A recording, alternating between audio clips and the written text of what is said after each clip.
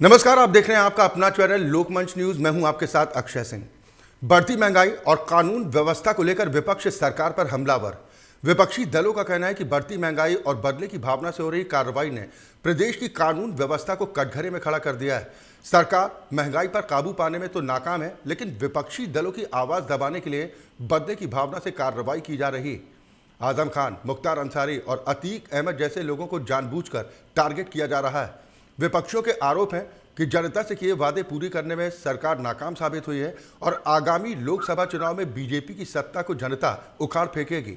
जबकि बीजेपी की तरफ से कहा जा रहा है कि सूबे की कानून व्यवस्था को मजाक बनाने वालों के खिलाफ उनका बुलडोजर यूं ही चलता रहेगा।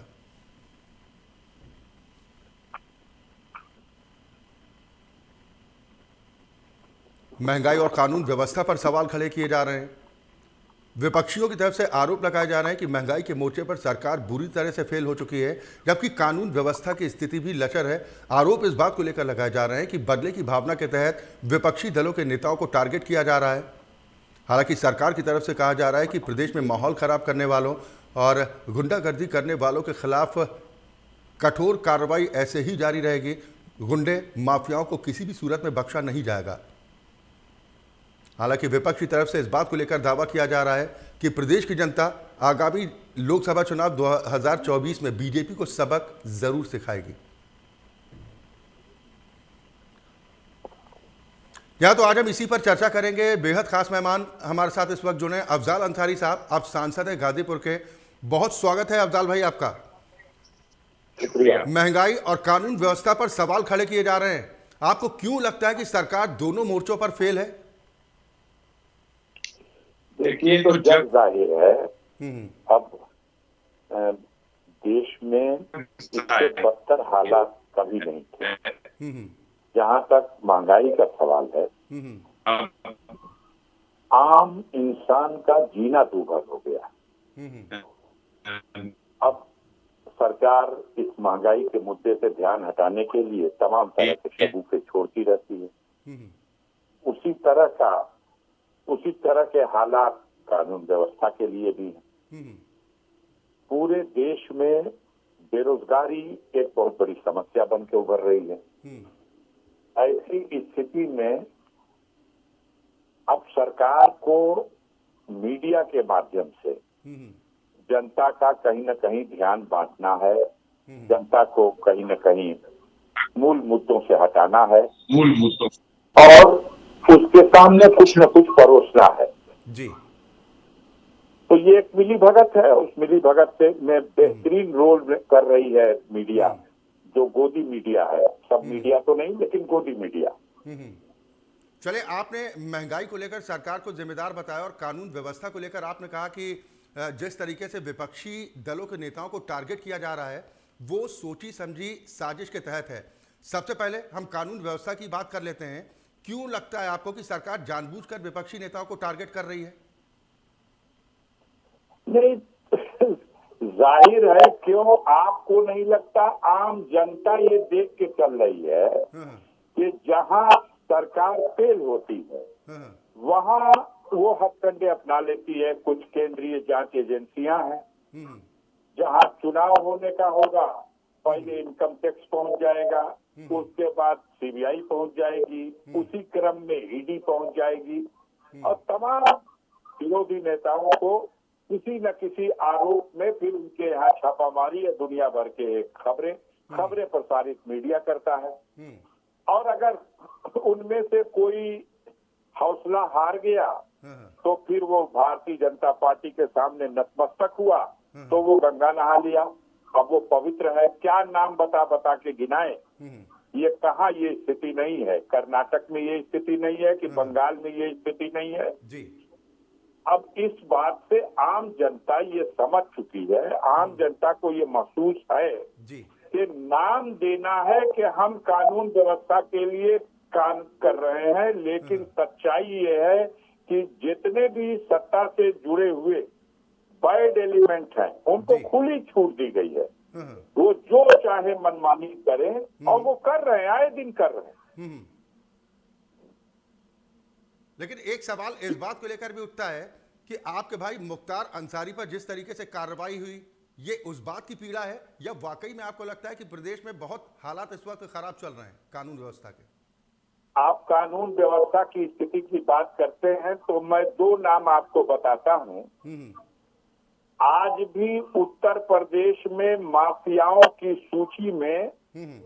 बनारस में सबसे ऊपर नाम लिखा हुआ मिलेगा ब्रजेश सिंह का। हम्म।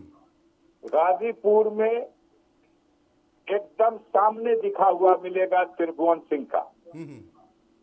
ये लोग कानून से 25 साल तक भागे रहे, कोर्ट से पेरोल पे छूटे और 24 साल भाग करके भी अपराध पर अपराध करते रहे। जी। इंतहा तो ये है कि सीधे को अक्यूज है ब्रजेश सिंह दाऊद इब्राहिम के बॉम्बे जे हॉस्पिटल हत्याकांड में। हम्म।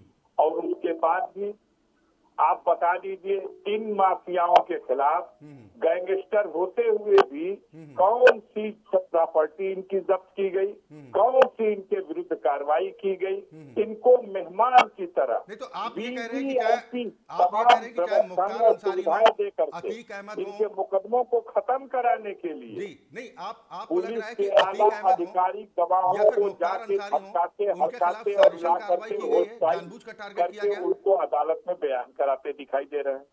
अब आप उसके बाद भी कहिएगा कि हम कानून व्यवस्था के पक्ष में काम कर रहे हैं। अजीब बात है, वो तो वही हो गया जैसे पार्लियामेंट में एक सज्जन बिल लाए जनसंख्या नियंत्रण का और वो सज्जन खुद ही 4 बच्चों के बाप है। तो ये तो मजाक हो करके रह गया है। ये नहीं तो लोग कहते भाई, हैं तो मेरी आम जनता तो हंसती है। जी, नहीं। हाँ, इनके जो भक्त हैं और हाँ इनके पेड़ जो पत्रकार हैं, एंकर हैं और जो चैनल्स हैं वो बाजा बजाना शुरू कर देते हैं।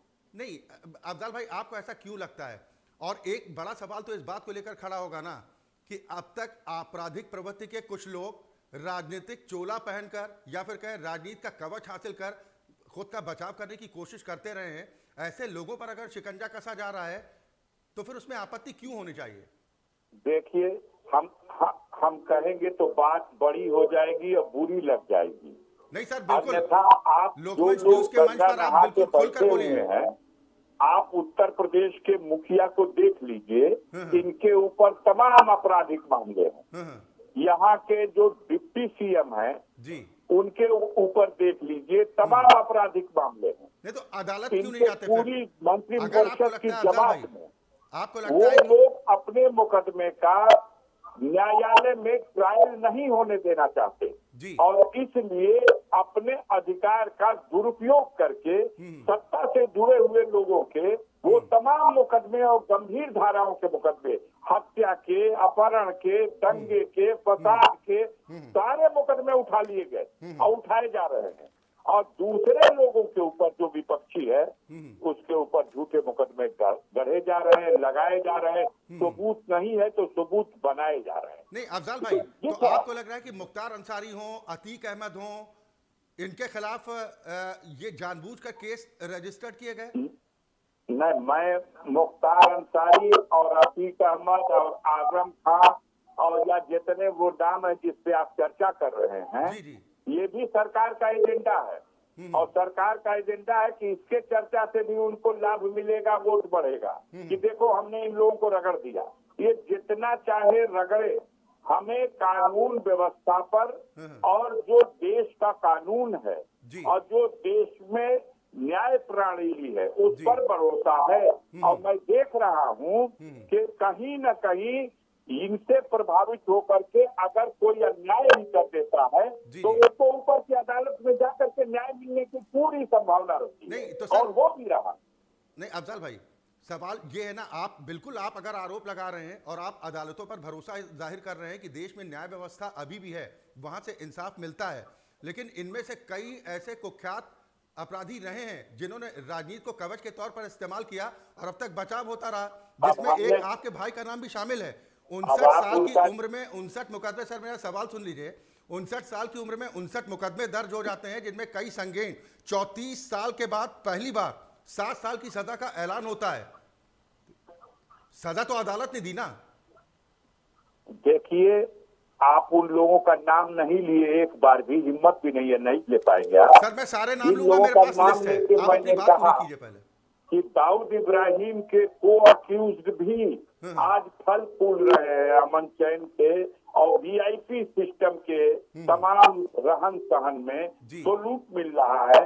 वो अपने पुराने तमाम मुकदमों को खत्म करा रहे हैं और नहीं, उनका आपने पूरा एक आरोप सहयोग लगाया, कर रहा, आपने विरोधन गोदी उनको मीडिया पर सहयोग कर सवाल रहा। खड़े किए। सर देखिए, मीडिया का काम है, स्थिति अफजाल भाई, आप मीडिया का काम है देख लीजिए, सवाल मैंने नाम पूछना। लेके बता दिया।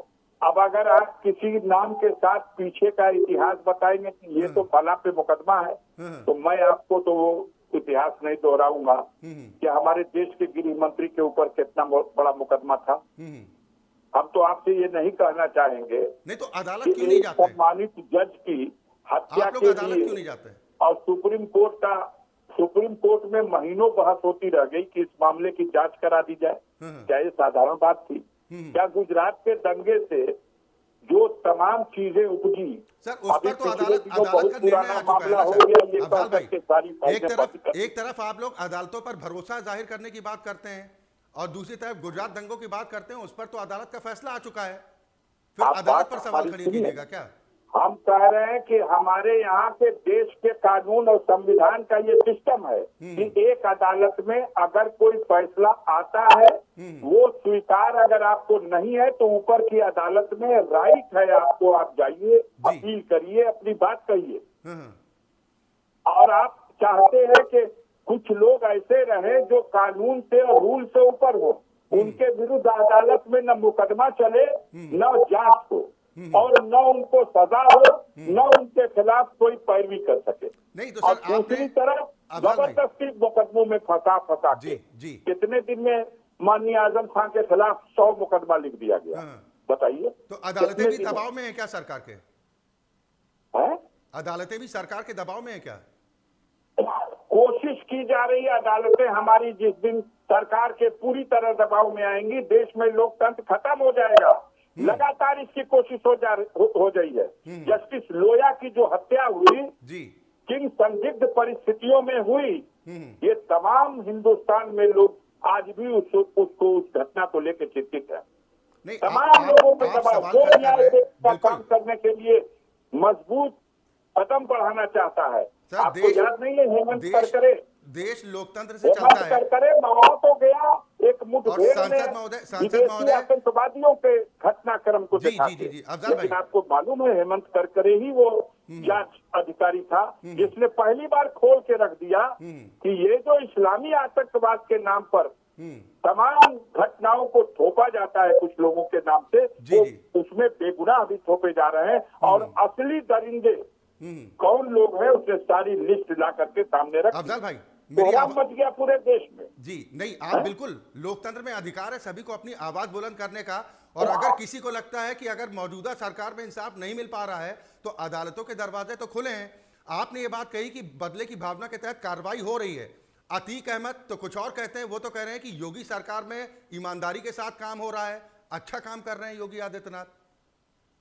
अच्छा अब हम विपक्ष में हैं, हमें सवाल करने का एक राइट है। जी। हम ये इस राइट से ये पूछना चाहते हैं, अच्छे काम का मतलब क्या? तो ये अच्छे अतीक काम अहमद का साहब से मतलब पूछिए ना। बस्तियां उजाड़ दी जाए।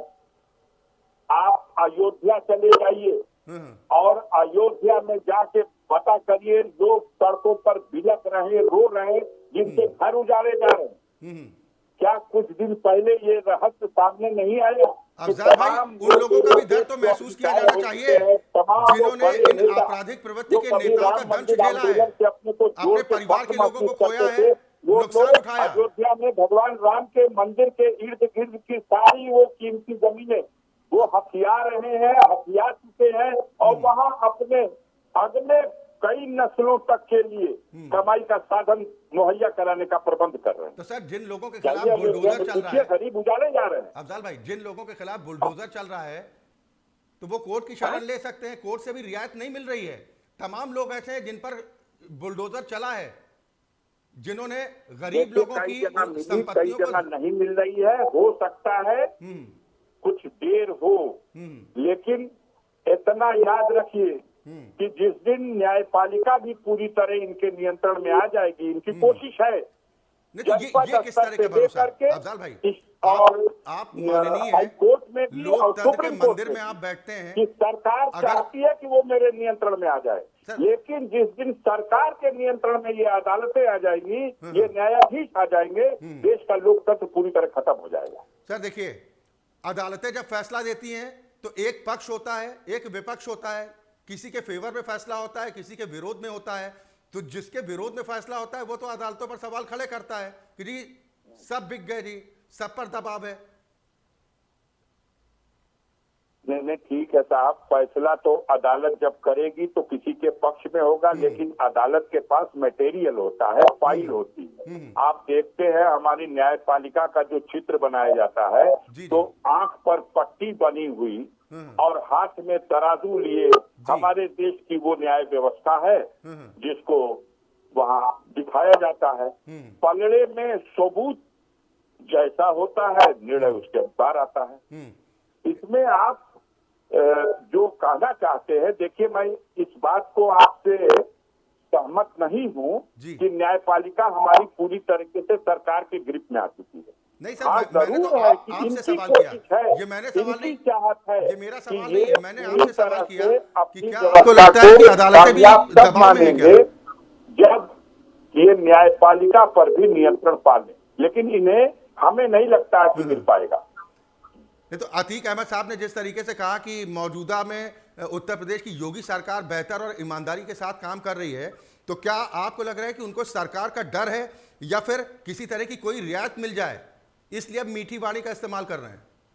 अच्छा ये बताइए कि इस मुद्दे के अलावा भी कोई मुद्दा है आपके एजेंडे का? बात शुरू किया महंगाई से, जी बात शुरू किया बेरोजगारी से, इसी से ध्यान हटाने के लिए कभी आप लोग लाते हैं कि चीता आ गया हिंदुस्तान में। सर मुझे लग रहा है कि टीवी वहाँ मॉनिटर आपके सामने अफजाल भाई नहीं लगा है, पप्पी लेगा। अफजाल भाई आप लोग चीता लाते हैं कि आपके सामने शायद मॉनिटर नहीं है, आपको दिखाई नहीं पड़ रहा होगा शायद, लेकिन आप देखिए हम महंगाई पर भी, क्योंकि आपने कानून व्यवस्था पर भी सवाल खड़े किए, बेरोजगारी को, देश की अराजकता को देखते हुए एक यात्रा निकाल करके वो समाज और भाईचारे को और देश की एकता को जोड़ने का प्रयास कर रहे हैं। तो क्या बहस करा रहे हैं आप बहस करा रहे हैं कि टी शर्ट में क्यों घूमता है? अरे आधे टी शर्ट में क्यों घूम रहा?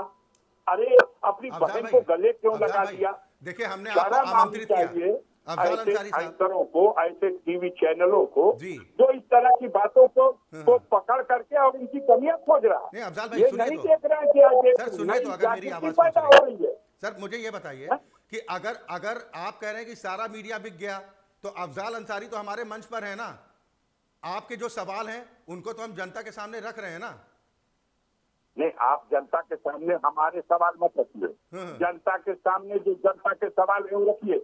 जनता पूछना चाहती है कि एक सप्ताह पहले जब ये यात्रा उत्तर प्रदेश में अभी नहीं आई थी, छोड़िए ना यात्रा को, सारे यात्रा पर बाद में बात कर लेंगे। रहे थे सारे चैनल के लोग कि कोरोना आ गया, फिर से कोरोना आ गया, चीन में तबाही हो गई, अब पूरे हिंदुस्तान में लॉकडाउन हो जाएगा, सारे फ्लाइट बंद हो जाएंगे। हमने जो मुद्दा रखा है आपसे बातचीत का, अफजाल भाई हमने जो बातचीत से आपका मुद्दा रखा है क्या होने वाला वो है, बढ़ती महंगाई, उसकी यात्रा कैसे रोकना चाहते थे, महंगाई को लेकर आपने शुरुआत की थी, गुजर गई, अब कोरोना का नामो निशान नहीं। अफजाल भाई आपने महंगाई से शुरुआत की और आपके साथ शायद टीवी मॉनिटर नहीं लगा हुआ है, आपको उसमें नहीं दिख रहा होगा। हम महंगाई पर भी चर्चा कर रहे हैं, बाद में करेंगे, लेकिन हमने कहा कि पहले कानून व्यवस्था पर कर लेते हैं, क्योंकि आपने कानून व्यवस्था पर सवाल करिए। और पहले अगर कानून व्यवस्था पे चर्चा करनी है तो पहले इस बात पे करिए कि योगी के खिलाफ मुकदमा अदालत में क्यों नहीं चलेगा, मौर्या के खिलाफ मुकदमा अदालत में क्यों नहीं चलेगा।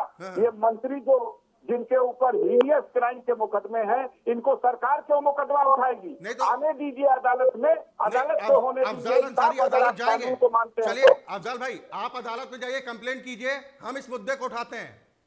आप क्या बात करते हैं? अदालत से कंप्लेन करने की बात है। ये सरकार हम अगर आप हमसे कहिए ना, आप हमसे कहिए कि अफजाल अंसारी अपने ऊपर या अपने भाई के ऊपर अगर आपको मुख्यमंत्री बना दिया जाएगा तो मुकदमा हटा लेंगे। मैं छत पर से कूद के मर जाना पसंद करूंगा, लेकिन ये नहीं करूंगा। सर सुनिए, अपने कलम जिस से अपना जिस दल मुकदमा जिस दल के साथ उठा आपके लिया भाई लोगों का ने। जुड़ाव भी रहा है, वो दल छत से कूदा नहीं। उस पर भी आरोप लगे कि जब सरकार थी तो जाने कितने मुकदमे हटाए गए अपने चहेतों से समाजवादी पार्टी के शासन में। गलत है क्या? देखिए, ये आपकी मिसाल आप जितना दे लीजिए, अगर आप ये कहेंगे कि एक आदमी सड़क पे नंगा जा रहा था इसलिए हम भी पैंट उतार के अब नंगा ही जाएंगे, इस दलील को वाजिब दलील नहीं माना जा सकता। हमारा संविधान, हमारा कानून कहता है कि अगर किसी के खिलाफ आरोप है तो आरोप का परीक्षण न्यायपालिका में हो और न्यायपालिका डिसाइड करे कि ये आरोप साबित हुआ या ये निर्दोष है। जी नहीं, बिल्कुल, ये बिल्कुल आपकी बात का मैं समर्थन करता हूं, जायज बिल्कुल बात है। लेकिन अगर वही अदालतें, जिन नामों का हम जिक्र कर रहे हैं, वही अदालतें सजा का ऐलान करती हैं, तो फिर इफ एंड बट कहां रह जाता है अफजाल भाई? देखिए, हम आपसे निवेदन करेंगे कि कोर्ट का ट्रायल हम लोग न करें तो अच्छा है, बख्श दीजिए कोर्ट को। उसका ट्रायल न किया जाए तो अच्छा है। हम लोगों को समाज में क्या हो रहा है इस पे ट्रायल किया जाए। कोर्ट का ट्रायल कोर्ट कर लेगी। नहीं, अफजाल अंसारी को हम लोग बुलडोजर से इतना ट्रायल डर क्यों यहाँ लगता किया है? जाए कि आज महंगाई के मुद्दे पर ये सरकार पूरी तरह फेल है। हम लोग इस बात पर विचार कर ले, बहस कर ले कि आखिर 2 करोड़ बेरोजगार नौजवान को रोजगार देने वाले ये क्या नाटक है। आज पूरे देश में बेरोजगारों की फौज खड़ी हो गई। ठीक, अभी वादा- एक नया फैसला, अफजाल भाई, तुगलकी फैसला आया है, जरा सुन लीजिए। अफजाल भाई, कृपा वादा करके अभी लोकमंच सुन न्यूज का लीजिए। आपसे है आपके कि पास आपको किसी बुलाकर ही भी ये डिबेट करूंगा महंगाई को लेकर, या जो मुद्दे आपने कहे हैं आपको बुलाकर ही डिबेट करूंगा। आप ही सवाल उठाइएगा और सरकार तक हम सवाल पहुंचाएंगे, जो हमारी जिम्मेदारी है लोकतंत्र के चौथा स्तंभ होने के नाते। लेकिन एक सवाल तो उठेगा ना, लोगों के मन में मैसेज जाएगा कि आखिर अफजाल अंसारी को बुलडोजर से इतना डर क्यों लगता है? देखिए, बुलडोजर से डर का नतीजा ये था, सबसे ज्यादा बुलडोजर चला उत्तर प्रदेश के पूर्वांचल में जी, और उसका परिणाम क्या हुआ? अंबेडकर नगर, जौनपुर, आजमगढ़, मऊ, बलिया और गाजीपुर 44 विधानसभा की सीटें हैं। भारतीय जनता पार्टी के खाते में 44 में मात्र 4। जिले का जिला बोहनी नहीं हुई, नॉट ए सिंगल सीट। अब आपको नहीं दिखाई दे रहा तो 2024 का लोकसभा चुनाव भी देख लीजिए। सर खाली गाजीपुर से चुनाव जीत जाइएगा और देश में सरकार बना लीजिएगा। मेरा हौसला नहीं तोड़ सकते। ये सुन लीजिए कान खोल के, हम जुल्म के खिलाफ हमेशा लड़ते रहे। गाजीपुर की सभी सीटें जीतकर केंद्र में सरकार बना लीजिएगा। गाजीपुर की सारी सीटें जो आपने जिक्र किया, उनको जीतने के बाद केंद्र की सरकार बना लीजिएगा। हम आपसे फिर निवेदन करेंगे, अपने चैनल पे कुछ देर के लिए बेरोजगारी के सवाल पर बहस कीजिए, गरीब नौजवानों के भविष्य के सवाल पर बहस कीजिए। वो गरीब नौजवान जिनका भविष्य अंधकार में चला गया, जो ओवर एज हो गए, जिनको नौकरियां नहीं मिली। सर आज मुद्दे की तो बात कर लें, आज जो टॉपिक है, आज जिस विषय पर हम बात कर रहे हैं उस पर चर्चा करें तो बेहतर है ना, उस पर भी करेंगे। देश महंगाई पर बात करना चाहता है, देश के आम आदमी बेरोजगारी पर बात करना चाहते हैं, तब आप चीता लेके आ जाएंगे। सर सुनिए, मोदी जी चीता लेके आए हैं। मोदी जी चीता बहुत अच्छा है, चीता पेशाब भी करता है, चीता जो है वेजिटेरियन है। चीता हिरन को पाएगा तो उसको पप्पी लेगा, उसको खाएगा नहीं। 1 महीना देश को आप चीते के नाम पे बेवकूफ बनाए। अभी 10 दिन पहले आप लोगों ने 1 हफ्ते तक कोरोना के नाम पे फिर देश को डरा दिया। बहस करिए रोजी रोटी के सवाल पर, बहस करिए महंगाई के सवाल पर। मतलब जो आपको सूट करे वो सवाल किए जाएं। अफजाल भाई, आप लोगों को जो सवाल सूट करते हैं वही सवाल किए जाएं, या फिर जो आप कहना चाहते हैं सिर्फ वही सुनाया जाए एक पक्ष? जनता के मुद्दों पर बहस कीजिए, बाकी मुद्दा चटकारा लेने के लिए उनके कानून व्यवस्था भी जनता से जुड़ा मुद्दा है। कानून व्यवस्था भी जनता से जुड़ा मुद्दा है। सर उत्तर प्रदेश देश का सबसे बड़ा सूबा, अपराधों के मामले में क्या स्थिति रही है आप लोगों से बेहतर शायद कौन जानेगा। अच्छा, आप ये बताइए, आप कानून व्यवस्था पे बात करना चाहते हैं। आपको मालूम है कि हिंदुस्तान में सबसे बुरी स्थिति उत्तर प्रदेश में है। पुलिस लॉकअप में, पुलिस की कस्टडी में सबसे ज्यादा मौतें हुई हैं पूरे हिंदुस्तान में। आप इस पे बात नहीं करेंगे। गोरखपुर मुख्यमंत्री का शहर है। गोरखपुर में एक व्यापारी जाता है, एक होटल में रुकता है और उस होटल में आधी रात को पुलिस घुसती है और तलाशी लेने के बाद उसको इतना मारती है कि वो होटल में मर जाता है। ये तो आपको याद नहीं है? सुनिए ना, ये तो एक बेटी का बलात्कार भी होता है सर सुनिए ना, और उसके माँ ये तो बाप को मीडिया उसकी पर लाश अनर्गल भी आरोप दी हो गए जाती ना। है। अगर मिट्टी का गोरखपुर तेल कांड की किसको बात जला आप कर दिया रहे हैं, जाता है? अफजाल भाई कानून व्यवस्था पे बात मेरी करता है, आवाज अगर आप सवाल पे तक बात पहुंच रही करिए। है, सर सुनिए ना, अगर मेरी आवाज आप तक पहुंच रही है, मंत्री का आपने बेटा गोरखपुर मंत्री का से जिक्र लोग किया, तो गोरखपुर किसान कांड जो आंदोलन हुआ कर था रहे हैं, उनके ऊपर उसको अगर गन मीडिया चढ़ा ने देते ना हैं, उठाया उसकी होता हत्या कर तो देते शायद हैं। आप लोगों तक भी बात जानकारी ना करिए, पहुंचती। कानून व्यवस्था की स्थिति की बात करिए। हाँ, आप बात करना ये नहीं चाहते, आप बात करना चाहते हैं कि जो दमन किया जा रहा है सरकार के इशारे पर, तो जिसका दमन हो रहा है उसका हौसला टूटा कि नहीं टूटा, मैं नहीं समझता। जिन्होंने कि दमन किया के अगर आगे उनके खिलाफ हौसला एक्शन हो रहा टूटने वाला है और है, आप अफजाल हमको भाई, नहीं जानते। अफजाल भाई, हम एक जिन्होंने ऐसे दमन किया परिवार से अगर उनके ताल्लुक खिलाफ अब रखते हैं कानूनी कार्रवाई जो हो रही है अंग्रेजों के तो उस पर दबाव के आपत्ति सामने क्यों? भी नहीं झुका। और अफजाल जब भाई, देश में ब्रिटिश हुकूमत थी तब भी हम संघर्ष करते रहे ब्रिटिश हुकूमत के खिलाफ। हमारे पूर्वजों ने आंदोलन किया, जेल गए, यातनाएं सही, कोड़े खाए।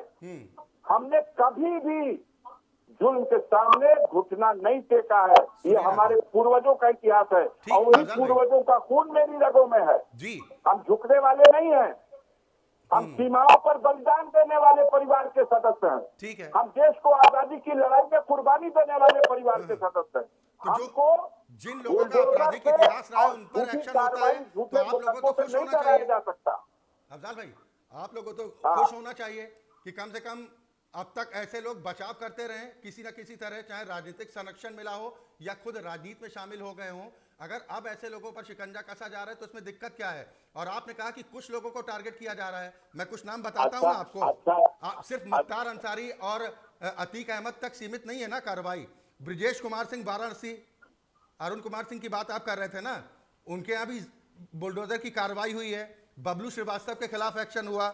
ध्रुव कुमार सिंह, कुंटू सिंह, आजमगढ़ में जिनका कहा जाता है कि वर्चस्व है, उनकी भी संपत्ति पर कार्रवाई की गई है। और कितने नाम बताऊं सर? उनके मुंह से मत ले लीजिएगा नाम उनका जी। ब्रजेश सिंह का नाम खबरदार मत ले लीजिएगा। त्रिभुवन सिंह का मत नाम ले लीजिएगा। बनारस से जहां मोदी जी देश के वजीर आजम, जहां के लोकसभा सदस्य हैं, उसी सीट पर ये ब्रजेश सिंह अपनी पत्नी को भारतीय जनता पार्टी के खिलाफ कैंडिडेट खड़ा करके और एमएलसी का चुनाव जिता लेता है और भारतीय जनता पार्टी का चले ठीक है। आप महंगाई की बात कर रहे थे, महंगाई पर भी जेल में बैठ करके और डरा धमका करके और चुनाव को प्रभावित कर रहा है। भाई, आप महंगाई की बात कर रहे थे, आप महंगाई की बात कर रहे थे, हम महंगाई की भी बात करते हैं, लेकिन एक सवाल और फिर महंगाई पर चर्चा। ब्रजेश सिंह, त्रिभुवन सिंह, सुनिए ना सर, अपराधे पे बतिया लीजिए सर। मैं तो नाम ले रहा हूं, मैंने तो नाम लिए जिनके खिलाफ एक्शन हुआ। की कुंडली देख रहे हैं सर, मैंने तो नाम लिए जिन जिन पर शिकंजा कसा गया। अफजाल भाई,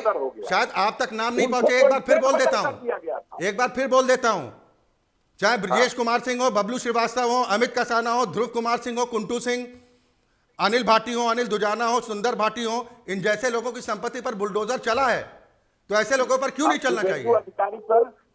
शुभेंदु अधिकारी पर बंगाल में बोलिए सर, ये बताइए सर, ये बताइए ना, ज्वाइन करनी है तो गंगा नहा लियो। सुनिए ना, पश्चिम बंगाल में क्या कुछ हालात हैं वो आप बेहतर तरीके से समझते हैं। बन गए पश्चिम बंगाल में क्या कुछ व्यवस्थाएं हैं उसका हाल तो समझते हैं, लेकिन एक सवाल मैं आपसे जानना चाह रहा हूं, सुनिए ना, भी लोग अफजाल भाई अपने ऊपर किए गए टॉर्चर की एक्टिविटी से डर गए और भाजपा के सामने नतमस्तक हो गए। उन सबको गले लगा लिया गया, वो सब कुछ धुल गए, पाप धुल गया उनका। और जो बीजेपी छोड़कर चले गए दूसरे दलों में, और जो उनके खिलाफ खड़ा है, संघर्ष कर रहा, मेरा कसूर क्या है?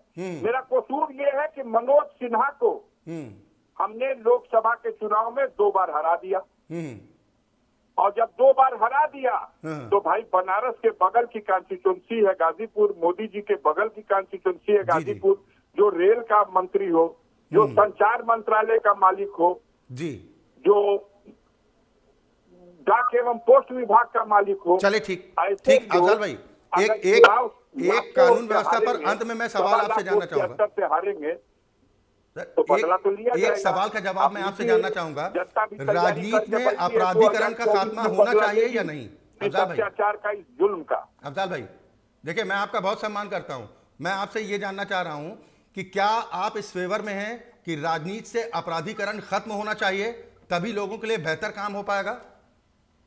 अच्छा, अपराधीकरण की परिभाषा आप लिखिएगा, आप लिख ये दीजिए, अपराधीकरण की परिभाषा टीवी के एंकर लिखेंगे, आप लिख दीजिए, जो आप तो खुद माननीय हैं। जो खुद उनका दामन पाक साफ नहीं है, हम्म, उनका सर दामन पाक साफ नहीं है। हम तो आप लोगों के ऊपर भी अगर कुछ ज्यादती होती है तो हमें बड़ा दर्द होता है। जी, हम तो उस दिन रात भर सो नहीं सके जिस दिन महाराष्ट्र में हम्म, उनको खींच करके उनके ऑफिस से ले गए, जूता चप्पल भी छूट गया बेचारे का, हम्म, याद है?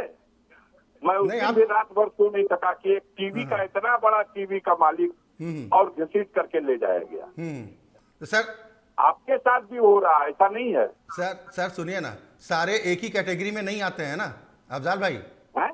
देश में लोकतंत्र है, सब एक कैटेगरी में नहीं होते हैं ना, अच्छा, और जनता तो देश में हिसाब। लोकतंत्र है तो ये बताइए, जिस दिन दंगा फसाद फैलाने के आरोप में हमारे प्रदेश के मुख्यमंत्री योगी आदित्यनाथ को एक हफ्ता को अंदर भेज दिए थे, तब कितना बड़ा अन्याय किए थे बताइए। नहीं, ये बताइए, आप लोग अदालत क्यों नहीं चले जाते? हैं? अदालत आप लोग क्यों नहीं जाते? जो आपने सवाल उठाए, अदालत जाइए। हम अदालत को मानते हैं, हम अदालत जाएंगे। आप योगी जी से पूछ के बता दीजिए कि वो अपना मुकदमा अदालत में क्यों नहीं चलाते, चले वो ठीक, अपने डिप्टी सीएम का मुकदमा अदालत में क्यों नहीं चलाते। चले ठीक, इस पर भी सवाल होगा, इस पर भी सवाल होगा, लेकिन जो मेरा सवाल था कि क्या जिन लोगों ने जो आपराधिक प्रवृत्ति के लोग थे, जिन्होंने राजनीतिक कवच हासिल कर लिया, क्या ऐसे लोगों का राजनीति से सफाया होना चाहिए, नहीं होना चाहिए? हमें ये कहना है कि अपराधी कौन है और किस परिस्थितियों में अपराधी बना दिया जा रहा है, इसका निर्धारण टीवी के एंकर नहीं कर पाएंगे। चले ठीक, बदले की भावना से जिसके खिलाफ झूठे मुकदमे लिखे जाएंगे, झूठे सबूत गढ़े जाएंगे, उसके खिलाफ इस तरह की किसी कार्रवाई को, चाहे 100 मुकदमा लिख दीजिए, आजम खां को उत्तर प्रदेश और देश की जनता अपराधी नहीं मान पाएगी। अदालत ने तो माना ना, और अदालत ने सजा का ऐलान किया। ब्रजेश सिंह और त्रिभुवन सिंह को जो लिस्ट में है, माफियाओं की, यूपी के माफियाओं की लिस्ट में है, उनको खूब गुलाब का फूल सुनाइए, लेकिन प्रदेश की जनता अच्छी तरह जानती है कि वास्तविकता ये है कि ये 25 साल लोग कानून से भाग करके और अपराध करते रहे, और देश के सबसे दुर्दांत अपराधी दाऊद इब्राहिम के गैंग के मेंबर हैं। चलिए ठीक है, आपने कहा कि तमाम चीजें गड़बड़ है, भेदभावपूर्ण कार्रवाई हो रही है, यह आपकी तरफ से तर्क दिया गया है, लेकिन मैं अफजाल अंसारी से जानना चाह रहा हूं, 2024 का लोकसभा चुनाव लड़ेंगे अफजाल अंसारी? 2024 का लोकसभा चुनाव लड़ेंगे अफजाल अंसारी? 2024 में जी, हम तो हैं यार, यहाँ सीटिंग है। नहीं, हमारे खिलाफ कौन लड़ेगा, पहले कहो कि खोजे, जोड़ खोजे हमारा। नहीं, आपने कहा ना कि अभी एक चुनाव लड़ने का मादा मुझ में और है। आपने कहा ना कि एक चुनाव लड़ने का हौसला अभी मुझ में बाकी है। मैंने कहा इसलिए कि 70 साल मेरी उम्र हो गई जी, हो सकता है आपको देखने से ना समझ में आ रहा हो, लेकिन 1953 की पैदाइश है मेरी, तो सर आपकी 100 साल की उम्र हो, आपकी 100 साल की उम्र हो, ये प्रार्थना करता हूँ, सक्षम है, आपकी लंबी उम्र हो, आप शतायु हो, निभा पाऊंगा। अफजाल भाई, आप शतायु हो, 100 साल की उम्र आपकी हो, ये हम कामना करते हैं, इस बात की कामना करते हैं। आप दुआ दे रहे हैं, अच्छी बात है, लेकिन मैं समझता हूँ कि एक सामान्य इंसान को, जी, मोदी जी ने जो अपनी पाबंदी लगाई है कि 75 साल वालों को रिटायर कर दिया जाए, और मुरली मनोहर जोशी और लाल किसान, तो इस बात का डर है कि 75 के बाद रिटायर न कर दिया जाए। 75 साल वाली अपने ऊपर लगावे, 2024 में वो 74 साल के हो रहे हैं। जी, आवेदन योगी जी को उत्तर प्रदेश के मुख्यमंत्री के पद से उठा करके पहुंचाएं दिल्ली। जी, अब रास्ता छोड़ दे उनका और दिल्ली पहुंचाएं उनको। तो अफजाल भाई, ये तो बता दीजिए सर, ये तो बता दीजिए। ज्यादातर परंपरा रही है कि देश की गद्दी पे बैठने वाले ज्यादातर बार उत्तर प्रदेश से गए, तो मोदी जी को कहिए कि उत्तर प्रदेश से मौका दें आगे आने का, और उम्र हो गई 74 साल की, तो वो रास्ता साफ करे उनके लिए। वो मौका अफजाल अंसारी को क्यों नहीं मिल सकता? अब उत्तर प्रदेश में योगी समर्थक नारा लगाने लगे, देश का प्रधानमंत्री कैसा हो, योगी आदित्यनाथ जैसा हो। सर मैं तो कह रहा हूं कि अफजाल अंसारी क्यों नहीं प्रधानमंत्री पद के उम्मीदवार बन जाते? हाँ, मैं तो कह रहा हूं कि अफजाल अंसारी क्यों नहीं बन जाते प्रधानमंत्री पद के उम्मीदवार, विपक्ष अरे का चेहरा बन ऐसा जाइए। ख्वाब मत दिखाओ, ऐसा ख्वाब मत दिखाओ। हम न बनने का की इच्छा रखते हैं, जी। न बनने की योग्यता रखते हैं। चलिए, पिछला चुनाव तो आपने सपा और बसपा के इस गठबंधन में देश लड़ा, बहुत अफजाल से भाई। ऐसे लोग हैं जी जो ऐसी स्थिति में देश में अगर 2024 के चुनाव में मोदी जी बदले गए जी तो निश्चित रूप से हमारे देश में 1 दर्जन से ज्यादा ऐसे लोग हैं जो इस बिगड़े हुए हालात को भी संभाल लेने की क्षमता रखते हैं, और देश जो आज दुर्दशा के मुहाने पे खड़ा है, कर्जदार हो गया है और देश के बुरे हाल हैं, जी। इसको भी अच्छी नीयत से कोई काम करेगा तो संभालने का पूरा अभी उम्मीद है। चले अफजाल भाई, अंत में मैं आपसे ये जानना चाहूंगा कि पिछला चुनाव तो आपने सपा बसपा के गठबंधन में लड़ा था। 2024 में ठिकाना कौन सा रहेगा? बहुजन समाज पार्टी से ही चुनाव लड़िएगा या फिर समाजवादी पार्टी के साथ? आप हमारा इतिहास पूरा नहीं पढ़ पाए हैं, पढ़ लीजिएगा जी। मैं कम्युनिस्ट पार्टी से राजनीति को शुरुआत किया था और 5 चुनाव कम्युनिस्ट पार्टी के सिंबल से हसुआ पाल से लड़ा।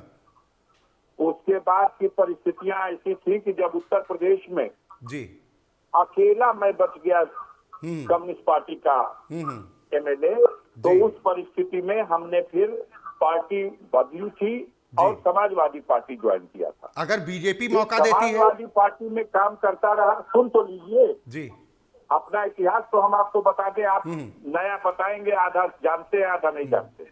नहीं सर, उसके बाद थोड़ी बहुत जानकारी रखते हैं। के सिंबल से भी चुनाव लड़ा। हमारे क्षेत्र में जो बिहार के बॉर्डर पर स्थित है पूर्वांचल, इस पूर्वांचल में देश आजाद होने के बाद भी आज भी दबंग गरीबों को दबा करके गुलाम बना के रखना चाहते हैं। हमारी इस क्षेत्र में हमारी कौम और जात की आबादी 9% है। हिंदुस्तान में कोई ऐसा हो तो बता देना नाम हमको बाद में, जो 9% की आबादी पे प्रधानी भी जीत जाता हो। ठीक है, आपने 5 बार विधायक रहा।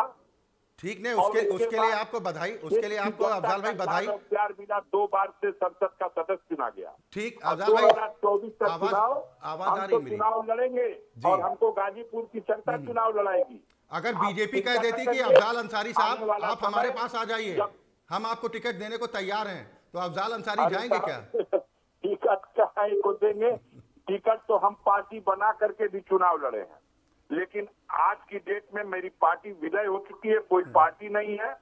हाँ, हौसला है, एक चुनाव और लड़ूंगा और उतनी क्षमता है कि हम एक चुनाव, और इस हालात में जब चारों तरफ भय और आतंक फैलाया गया है जी, तब भी आपको भरोसा दिलाता हूं कि पूर्वांचल का ऐसा रिजल्ट आएगा कि जो सीटें पिछली बार बीजेपी जीत गई थी वो भी सीटें हारेगी। मिसाल के तौर पर सोनभद्र की सीट, चंदौली की सीट, बलिया की सीट, मछली शहर की सीट, सलेमपुर की सीट, ये सीटें जो जीत ही गए थे, हम आपको इस बार भरोसा दिलाते हैं, जनता ने मूड बदला है, इन सीटों पर भी भारतीय जनता पार्टी चुनाव हारेगी। चलिए, और पूर्वांचल में इनका बुरा हाल होगा। अफजाल भाई, अंत में फाइनल रिएक्शन मैं आपका चाहूंगा, अगर महंगाई पर आप कुछ कहना चाहते हैं उस पर भी बोल दीजिए 2 लाइनें, और दूसरा मैं आपसे ये भी कहना चाहूंगा कि 2024 को लेकर आपने दावा किया कि अब परिवर्तन की लहर चल रही है, तो क्या 2024 में बीजेपी को सत्ता से उखाड़ फेंकिएगा? देखिए, 2024 में मोदी जी और उनकी सरकार गई, बीजेपी की सरकार गई। हम आपको बताते हैं 4-5 स्टेट ऐसी है जहां 100 की संख्या में इनकी सीटें कम हो जाएंगी, जिनमें बिहार है जहां 40 में 39 सीट जीत के आए थे पिछली बार, जहां बंगाल है जहां 42 में 18 सीटें ये जीत के आए थे, उसी तरह कर्नाटका है जहां 28 में 27 सीटें जीत के आए थे। उसी तरह महाराष्ट्र है जहां 48 में 42 सीटें इसके जमात में थी। इन स्टेटों में इनका सफाया होने जा रहा है। और उत्तर प्रदेश में 100 से कम सीटें नहीं घाटा होगी। उत्तर प्रदेश में उत्तर प्रदेश को जितना ये बहक ले, उत्तर प्रदेश में 80 सीट है जिसमें 66 सीट इनके पास ऑलरेडी है जी। आप कहाँ बढ़ेंगे? मुंह फुटाए लोढ़ा हुए और क्या होगा? वो तो कह रहे हैं हम 80 की 80 जीतेंगे। आप कहाँ बढ़ेंगे? अफजाल भाई 26 सीट थी, 2600 इनकी है। वो तो कह रहे हैं हम 80 की 80 जीतेंगे। 2500 इनकी है। मध्य प्रदेश 29 थी, 29 में 28 इनकी है। वो तो कह रहे हैं कि 2024 में भी हम यूपी में 80 की 80 जीतेंगे। राजस्थान में 25 में 2500 इनकी है। उत्तराखंड में 5 में 5 इनकी है। ठीक है। दिल्ली में 7 में 7 इनकी है। यूपी की बात आप करते हैं ना कहाँ अफजाल पढ़ेंगे? भाई। तो गुंजाइश नहीं तो कहाँ पढ़ेंगे? केरल में बढ़ेंगे, फिर तमिलनाडु में बढ़ेंगे, आंध्र प्रदेश में बढ़ेंगे, फिर तेलंगाना में बढ़ेंगे, कहाँ बढ़ेंगे? चलिए, बिल्कुल शुभकामनाएं। अफजाल अंसारी साहब, आप इस बात को लेकर आश्वस्त नजर आ रहे हैं, भरोसा जाहिर कर रहे हैं कि देश और प्रदेश की जनता आजिज आ चुकी है मौजूदा बीजेपी सरकारों से और 2024 में केंद्र की सरकार से बीजेपी को सत्ता से उखाड़ फेंकेगी। आप ये दावा जरूर कर रहे हैं, लेकिन बीजेपी की तरफ से ये कहा जा रहा है कि 2024 में भी हम तो उत्तर प्रदेश में क्लीन स्वीप करने जा रहे हैं। मुख्यमंत्री योगी आदित्यनाथ की तरफ से कहा जा रहा है। बहुत शुक्रिया अफजाल अंसारी साहब जी। 200 से नीचे ये गुजराती लोग खरीद फरोख्त में मशहूर हैं और कामयाब हैं। उसी के आधार पर इनकी सरकार मध्य प्रदेश में बन गई। उसी के आधार पर इन्होंने फूट डाल करके और महाराष्ट्र में सरकार बना ली। उसी के आधार पर कर्नाटका में इन्होंने तोड़ के सरकार बना लिया। वही दाव इन्होंने झारखंड में लगाया था, फेल हो गया। वही दाव इन्होंने बिहार में लगाया था, फेल हो गया। अब सब इनके इस दाव से सावधान हो चुका है। खरीद फरोख्त भी नहीं चलेगी। जनता बदलाव चाहती है और बदलाव होगा। चलिए, बहुत शुक्रिया अफजाल अंसारी साहब। लेकिन योगी आदित्यनाथ के कामकाज से तो खुश है ना आप तो कह रहे हैं कि प्रधानमंत्री बना देना चाहिए। अब हम तो कह रहे हैं कि देखिए, कुछ लोग होते हैं जी जो अपनी बात को ऊपर रखने के लिए चाहे कुछ भी कहते। अभी माननीय बाबा जी गए थे बंबई और बंबई में इन्होंने कहा वहां फिल्म जगत के लोगों को उनसे भी मिले और उद्यमियों से भी मिले जी। अब प्रदेश की जनता ताक रही है कि अंबानी जी आएंगे और फिर ऐसा ही कोई फार्मूला लाएंगे जैसे पहली बार आए तो जियो को उन्होंने कहा कि फ्री हमारा सिम ले जाओ और जियो को फ्री दे के जब परखा लिया तो आज हिंदुस्तान में सबसे महंगा चार्ज जियो का है। तो उन्हीं अंबानी जी को वो बुलाने उत्तर प्रदेश गए हैं। चले, खैर अब चर्चा के समापन का वक्त अफजाल भाई हो रहा है, लेकिन जिस डाटा को लेकर आप कह रहे हैं कि काफी महंगा हो गया, फिल्म की मशहूर हस्ती शाहरुख खान की जो फिल्म आई है उसको लेके जो बवंडर खड़ा किया गया है, इस पर हम आगे चर्चा करेंगे।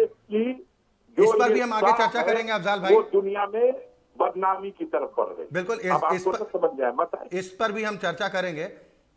बहुत शुक्रिया, आप हमारे साथ इस चर्चा में शामिल हुए हैं। आपने अपनी बात लोकमंच न्यूज़ के माध्यम से रखी है। बहुत बहुत शुक्रिया अफजाल अंसारी साहब हमारे साथ इस चर्चा में शामिल होने के लिए।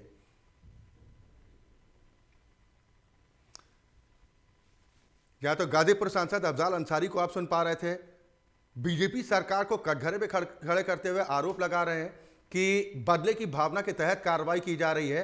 महंगाई देश में बड़ा मुद्दा है, बेरोजगारी देश में बड़ा मुद्दा है, उस पर फोकस करने के बजाय विपक्षी दलों के नेताओं को जानबूझकर टारगेट करने की कोशिश की जा रही है और 2024 में जनता सबक जरूर सिखाएगी।